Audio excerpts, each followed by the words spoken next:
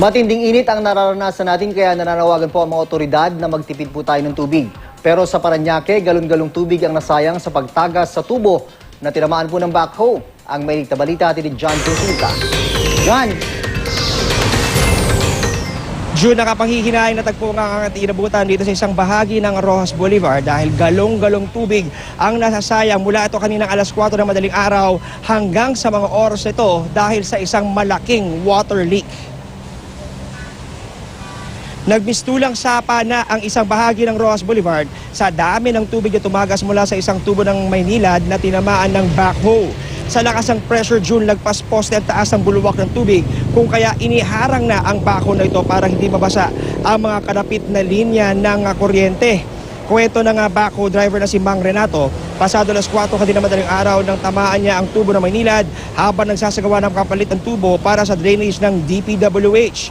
Base sa plano ng kanilang nakuha, wala raw dapat ang tubong ito kaya ang laking gulat nila nang tamaan nila ang tubo. Sinamantala naman ng ilang mga napapadaan na kumuha ng tubig gamit ang kanilang mga galon at meron pang mga ibang nagawa pang ibang paligo ang bumubulwak na tubig. Di naman maiwasang mag-inis at manghinayang ang ilang mga residente yung napapadaan lalo pat naglabas na ng paalala ang mga otoridad sa pagtitipid ng tubig sa harap ng pagbaba ng tubig sa ating mga dam. Ang kahit pa lang na gano'n, di pa hukay inaabot na eh.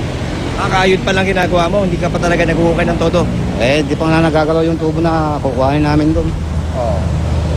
Tinamaan na. Tinamaan na. Sa ngayon, June, ay dumating na nga ang mga tauhan ng Maynila dito sa area at nakita na natin yung bahagi nga ng ipampapalit nila doon sa nasirang parte nitong tubo na tinamaan ng backhoe.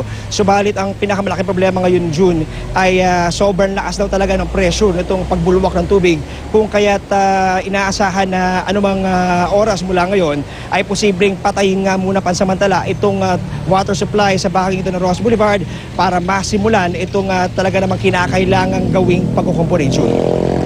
Maraming salamat, John Consulta.